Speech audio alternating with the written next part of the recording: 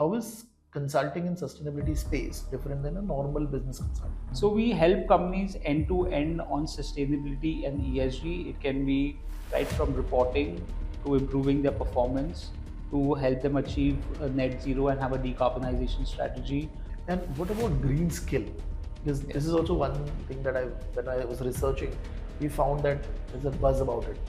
What is green skill? Everything and anything that falls under the sustainability bucket, you can categorize that as green. Suppose somebody is either a fresher or somebody who's already work experience but want to enter into this space. What should be his roadmap? Used to, or they need to understand what is ESG and sustainability, and there are a lot of courses and a lot of free courses also available, and then a certification is important. If I want to succeed in the consulting space specific to sustainability, what 2 or 3 things I should keep in mind? If you want to succeed in the consulting space, I would personally say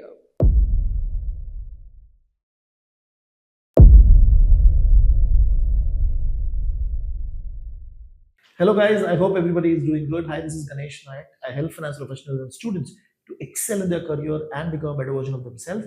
And I also help students who are preparing for global competitive exams like CFA, FRM, and SCR. And as a part of the journey, I'm also meeting with a lot of industry people and veterans trying to understand what is happening in different finance roles. And today I have with me Raghav, Mr. Raghav Sarda, and he's going to be talking about his entire journey into the consulting space and how he entered into the ESG consulting side and what is happening into that area. So first of all, thank you, Raghav, for taking out time and giving your insight on this topic.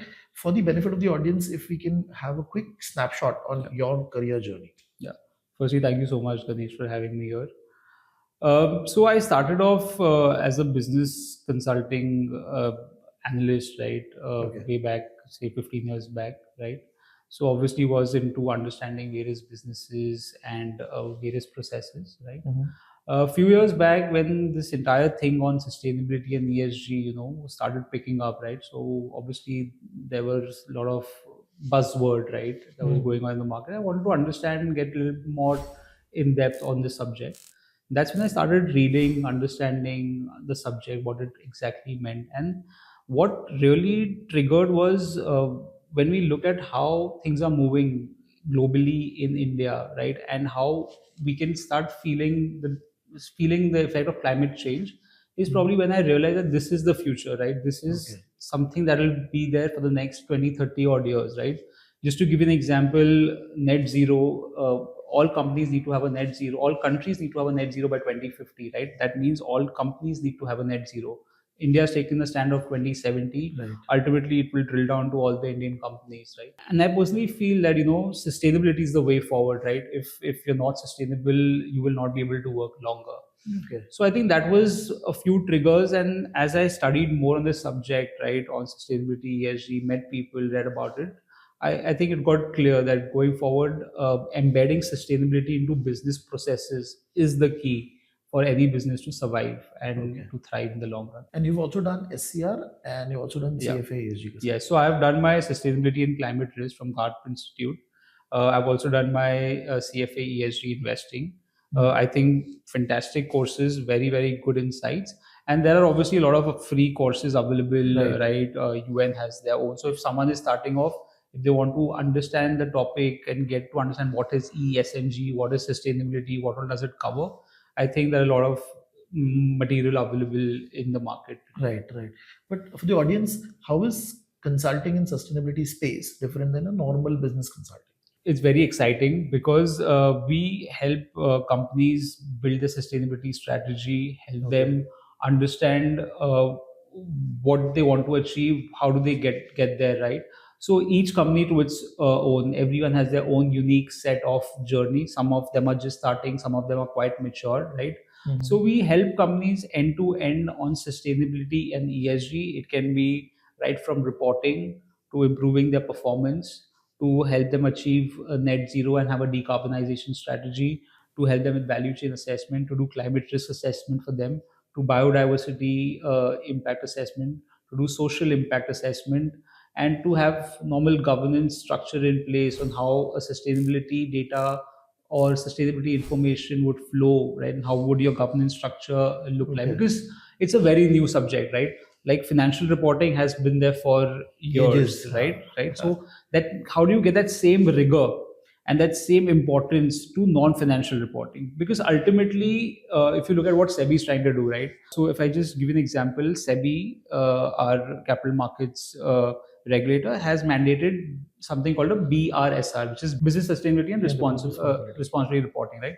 So what they are saying is, for the top 1,000 companies, they need to start reporting on sustainability. So there are various parameters, around 140, 150 odd questions that they need to report on, and not only report but also get an assurance statement, right? So the rigor, same like we have in financial reporting, needs to happen in non-financial reporting now. So that is where the world is moving, and SEBI is probably one of the first few, India is one of the first few countries to have mandated this. It's now getting global, where even the EU is trying to do that for their top companies, and slowly I think it will move from 1,000 to a broader set of companies, right? Okay, but what has been the changes? Like initially, when you were Yeah, talking before, that the Yeah, reporting yeah, requirement was yeah. slightly different, and Yes, now what yes. has been the change? In India, if I have to say, right, so earlier this was known as a BRR, Business Responsibility Report, right, which was voluntary in nature for the top 100 companies. Okay. Few years later, it moved to top 250 companies, again voluntary. Then they expanded to 500 companies, and just a few years back, they've got it to top 1,000 companies as per market cap. But it's become mandatory now, right? Okay. So you have no choice. If you're in the top 1,000 companies as per market cap, you have to report on the BRSR parameters annually along with your annual report, right? Plus, if you're in the top 250, assurance is mandatory for you, right? So you have to get an assurance statement from a third party saying that whatever numbers you're reporting are accurate and correct as per the methodology prescribed by SEBI, right? And obviously now they've gone one step ahead, and SEBI is now asking companies to start reporting on value chain also, right? Obviously there is still some clarity to be obtained, but they're saying that, look, you have to report your BRSR, but you have to also get certain inputs from your suppliers and from your customers on these similar parameters that you're reporting on. Get information from the top suppliers and top customers, put it as part of your reporting. So that is the seriousness, that is the way things have moved in the past few years, right? And I think we are just getting started, right? There is still lots to be done, because like I mentioned, right, if you're not sustainable, you will not be able to survive, right? And probably this is the biggest responsibility of this generation, biggest responsibility of mankind today, is ensuring that, we are able to get to net zero, we are able to reduce our emissions for the future generations to come. So whatever decisions we make in these years are going to echo for centuries to follow. Interesting. At the start, you mentioned that when we talk about consulting, you mentioned certain things that you do, like improvement and all. Now, I want you to, if possible, for you to explain each of them for the audience, because there are a lot of people who want to make career into consulting. Right. So, when we look at consulting and sustainability, what all different areas are there? Right. So firstly, I'll try to explain ESG and sustainability, right? Because a lot of people, and I've heard a lot of places that people use it interchangeably, which is not the case, right? So sustainability, to put it very simply, is a broader umbrella, right, which covers everything and anything which falls under people and planet, right? So how do you take care of people and planet, right? So that's sustainability. ESG, on the other hand, is a matrix, right, to measure your performance on various parameters of sustainability. So E stands for environmental, S stands for social, and G stands for governance. So there are various parameters, and there are various standards available in the market: global standards, Indian standards, TCM. right? So these are all standards, right, which you can refer to publish on ESG. And so ESG, the term ESG was coined by the UN in 2005, right? And then they variously, obviously, they came up with standards, and then regionally there were a lot of standards that came up. Like India has their own standard, the EU has, and so and so forth. Now, what is happening is the IFRS board, the financial reporting board, is now has created its own sister concern. It's called the ISSB board, International Sustainability Standards Board, right? Where they're trying to harmonize the reporting across the globe, right? So if an investor wants to compare a company in the US and a company in India, right, on similar platform, how do they do that, right? So Right. there'll be one standard reporting, right, across the globe, Right.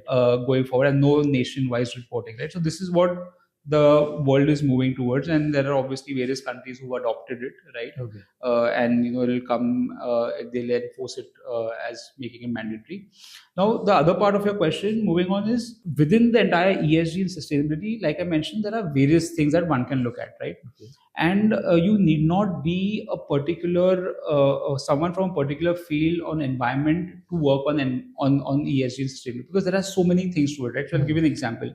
Today, there are lawyers who we need to help us decode the law on climate and sustainability, which is changing very rapidly. Okay. We need people who are good with content writing to help us prepare a sustainability report, right? Which was Okay. unheard of a few years back, right? Having a Right. sustainability report. We need environmentalists to help us understand carbon accounting, right? Very, very important. How do you know what is your carbon footprint? How do you reduce it, Right. right? So we want environmentalists for that.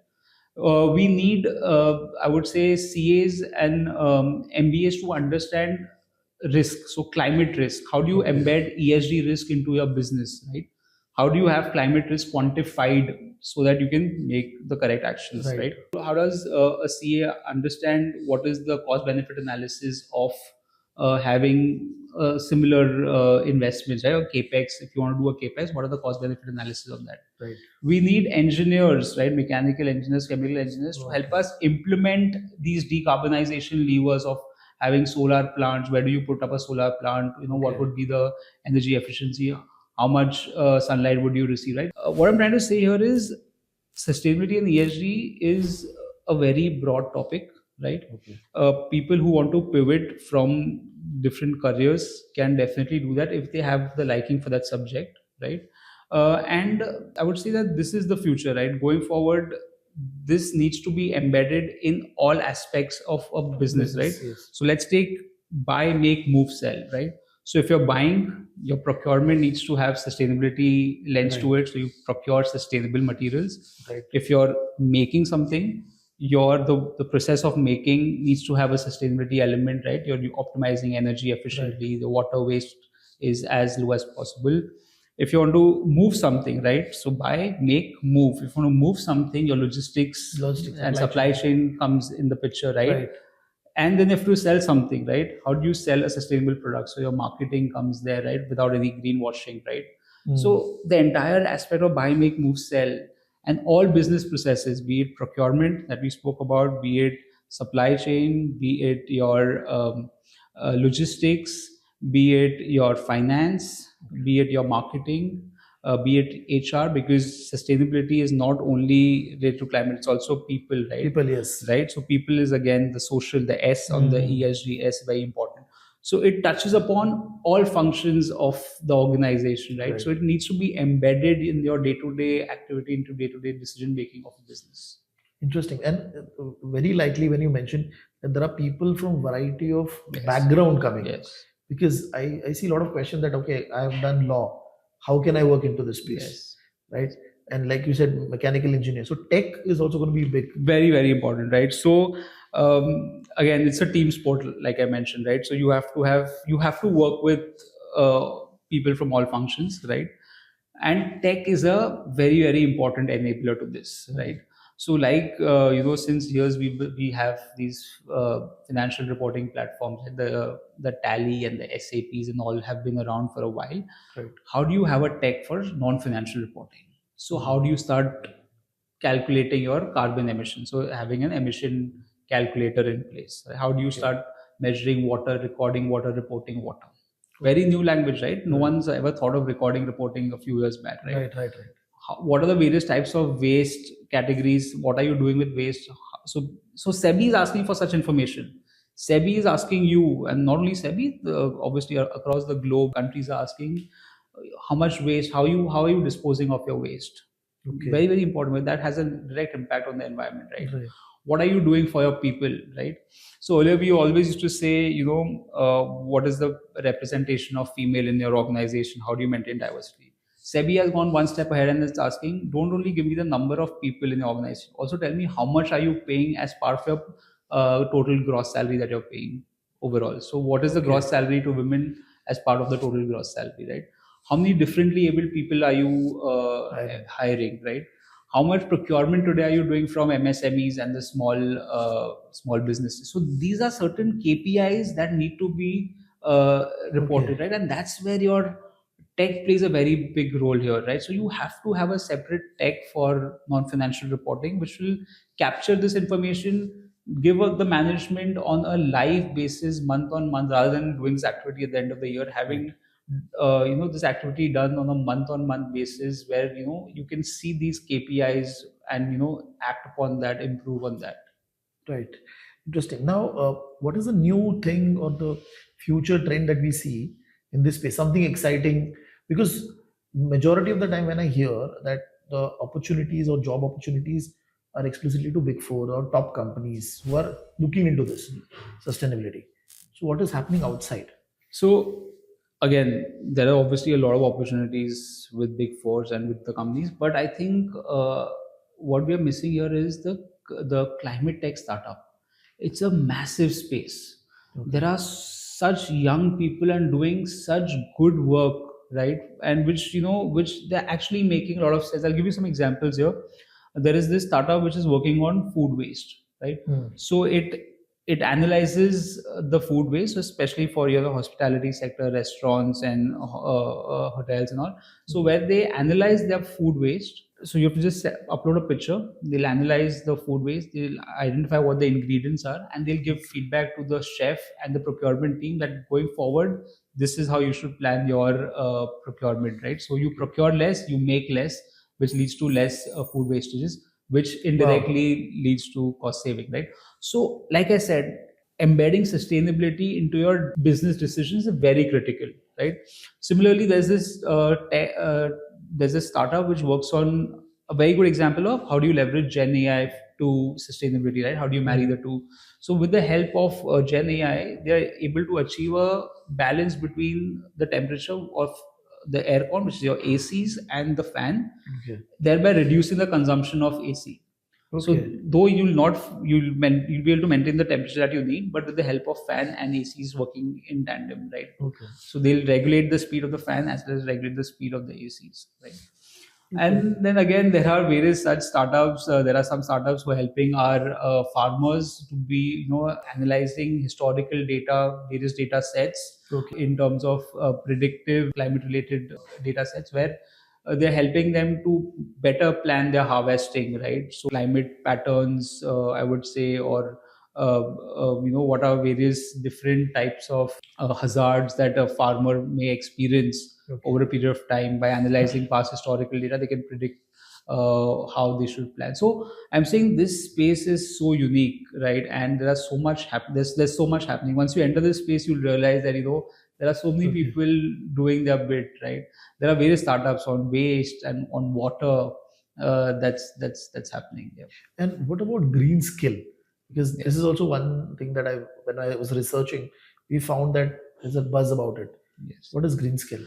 So green skill is again, like I mentioned, everything and anything that falls under the sustainability bucket. You can categorize that as green skill, and there are various things that people do, right? From reporting, from decarbonization to supply chain, right? So how do you embed? So green skills is again, and I'd like to mention here some statistics by ADP, right? So ADP is one of the largest research institute, right? Okay. They are a data-driven research firm that does research on various aspects of workforce and workplaces, right?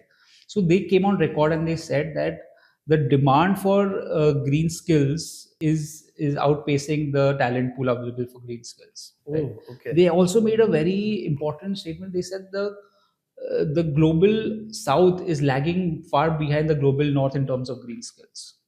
Okay. The WEF has come up and said last year that they've analyzed some data and they've said that any job that would require one of the green skills, right, any of the green skills, is growing at a pace of 22% compared to the pool of resources, which is growing at 12%. So there Okay. is a big mismatch in terms of the demand and in terms of what we have as talent pool on in terms of green skills. So I think this is definitely something for the future, and something that, if someone is looking to make this a full time career, I think this is the best time to enter, Okay. because there is abundant opportunity, right? There is so much that you can do, right? You just have to figure out what your calling is, right? And if it Okay. really excites you. Now, with respect to suppose somebody is either a fresher or somebody who is already work experience but want to enter into this space, what should be his roadmap?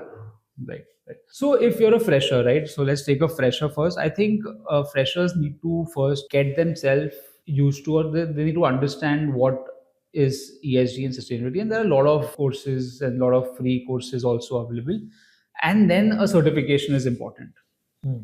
to land your first job. I think having a SCR or a ESG, investing sustainable finance, I think that is critical to get you a first job. I think that is the starting point, right? Once you get into your first job, then obviously you will be exposed to many more things, and then you can pivot and move around within the entire green skill space, right? There's so much to do. And if someone has experience and wants to get into this field, like something like what I did, right? So you obviously have to understand what function excites you, how can you add a layer of sustainability in that. Okay. And getting a prerequisite is getting a degree, right? Because that is your first starting point of entering this space, right? Then you can choose to specialize. So if you want to do carbon accounting, you get further into that topic and get into further You learn more basically. learn more on that topic. You want to do climate risk, there are various climate models available, right? So you get to understand that, right? If you want to get to the tech aspect of it, right? Well, you need to understand what ESG sustainability is, and then how do you develop a tech for it, right?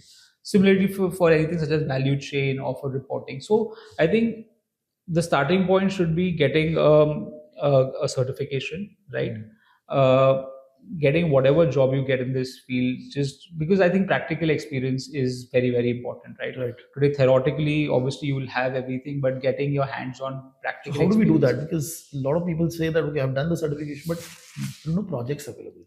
Uh, So how is there a way? I mean, they can get that practical hands-on experience. I don't see any dearth of opportunities, right? Okay. To be honest, I think it's about reaching out to the right set of people, Mhm. uh, having your visibility, right, in terms of doing the various courses that are there. And I just think that, reading as much as possible, right, to understand this space and what exactly would you want, and then targeting these companies. Because see, ultimately, all companies need to have a net zero plan, Right. right? Like I mentioned, the top 1,000 companies need to report on Right. sustainability. They have started asking their value chain partners, which are the Right. smaller companies. So even the smaller companies need to be aware of this, right? Right. It is just expanding in terms of the scope, right? So I think targeting companies categorically in the space that interests you, very important. And also understanding what your calling is, right? What exactly interests you is Mm. important, and then doing a selected targeting. And obviously there are a lot of openings in consulting, right? Consulting, there are various openings, right, that Okay. one can take. And I think interpersonal skills also matter a lot, right? Because like I mentioned, sustainability is a team sport, right? You have to interact and deal with various functions, right? Right. So I think that is again that something someone can work upon, and can help them land their first job. Right. Right. Now, with respect to the skill set, if I want to succeed in the consulting space, specific to sustainability, what two or three things I should keep in mind? If you want to succeed in the consulting space, I would personally say keep learning, because the subject is so new and it's Mm. evolving so rapidly. Like I myself, take out time to read, to upskill myself, reskill myself, right? Reskilling, upskilling, very, very important. Keep reading on this subject, right? Because like I mentioned, each client has their own journey in sustainability. Mm. They will demand for a specific requirement, right? And you need to be well aware of the entire solution service offering within ESG and sustainability. And I think stay connected. I think there are a lot of matters, a lot of research material available online. A lot of podcasts that one can listen to, right? So your Spotify, on YouTube, that you can listen to, that I personally use for, just to be in touch with whatever's happening globally. What are the use cases, and how can you, learn from all of that? Now, with respect to, we talked about the skill set, right? You have been interviewing a lot of people Yeah. into your consulting journey. What are the biggest mistake that people do? Okay, if they want to enter into consulting, or if they want to enter into the sustainability space, what mistakes do they do, and what you expect when somebody comes for an interview? The mistake that one does is looking at things in silo, right? Okay. So I think having a more broader perspective and having how does sustainability impact the overall business, Hmm. right? I think that is very, very important. So understanding that, how can it impact the entire business is important, and how can you leverage, right? So don't be an expert in one field, right? I say that, if someone is just starting off, try to learn much more into sustainability, right? From Okay. climate risk to GHG accounting to reporting to ratings, right? And try to have a more holistic approach rather than just focusing on a few things. And again, it's a team sport. Your interpersonal skills will take you far. Keep learning. Your technical skills is there, but keep sharpening it as you move ahead. Okay. Right. In this subject, there are various courses that are coming up, I think, every year or two. I think keeping yourself well aware of that Right. and trying to do that, be it a paid one, be it a free one, right? I think it just adds to the entire value. Okay, perfect. One advice that has changed your life. So I think I got this advice long back, but which has stuck with me is the importance of understanding what the broader macro trends are, right? Okay. So, like I mentioned, you need to understand where the smart money is flowing.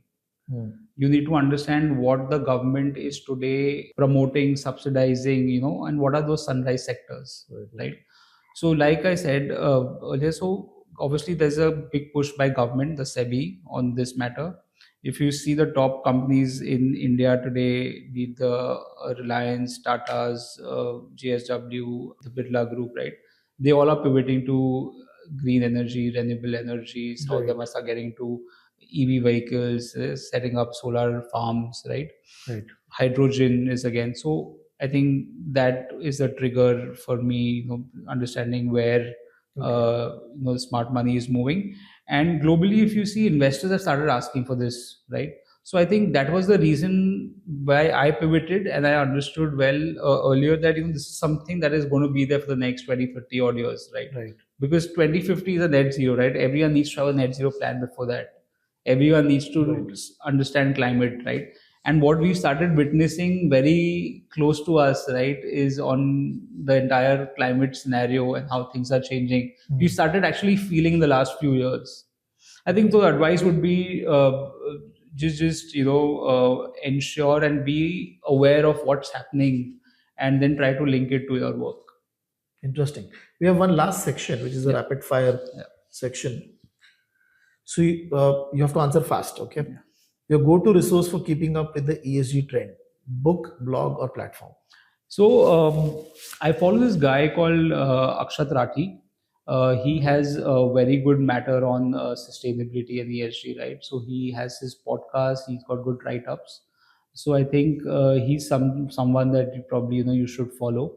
Apart from that, the WEF, World Economic Forum, publishes a lot of information, right? They recently Okay. published climate inaction, and how if you don't act, what will be the repercussions of that, and the countries which act will thrive and the companies which don't will stay Okay. behind. So I think these two are my go-to. Next question: Excel, Power BI, or any ESG software, your daily must-have tool. I think none of them, they are all outdated. It's a mandatory to know Okay. Excel and Power BI. I think Gen AI is the future. Okay. I think anyone who's starting up, is very, very important to understand the importance of technology that can be embedded, right? It can not only improve your productivity and efficiency, but it can also help you understand, analyze much more than what probably you can do. So I think Right. understanding basic things like even prompt engineering, right, to the larger use cases of Gen AI and embedding that into sustainability, Okay. very, very important. A certification you recommend, but not enough people know about. So I would highly recommend the SCR, right? Mhm. Sustainability and Climate Risk by Gartner Institute. I think I would highly recommend that. It gives you a very good understanding of everything within ESG and sustainability, firstly. And uh, it is rigorous. It is not easy. It is rigorous, right? So it requires effort. uh, and I think, yeah, overall, it just enhances your understanding on this subject, right? The way they ask you in the examination, but overall the matter is so in depth and well articulated that I think it's very, very useful. Okay, interesting. One thing you look for when hiring freshers in ESG space. Certification obviously gives you an edge above the others who don't have a certification, right? That is one thing. And second is obviously, if you have any internship that you've done in this subject domain, obviously helps. If you've done any uh, assignment project in your final year, second year, right? So obviously all of that helps. And your interpersonal skills, I think I rate that very, very highly, because this Yes. subject requires you to deal with a lot of people, right? So stakeholder management and interpersonal skills are very, very Okay. important. One most underrated skill in the ESG consulting space. Like I mentioned, stakeholder management is what I feel. So, see, having technical knowledge, very, very important, but having stakeholder management ability, right, which basically sets you apart from the other guys. Because, see, it's a team sport, you have to deal with people from Mhm. various functions. Right. That is a given, right? How do you manage that effectively, efficiently, being able to persuade them, right? So I think stakeholder management is very, very important. That comes with time, right? So I think that Mhm. happens over time. So technical skills are obviously needed, but I think this is something that is probably underrated in my opinion. Wonderful. This conversation will definitely help a lot of young people, students who wish to enter into this space. So again, Raghav, thank you very much for taking our No, time. thank you so much, Ganesh, for having me. Thanks a lot.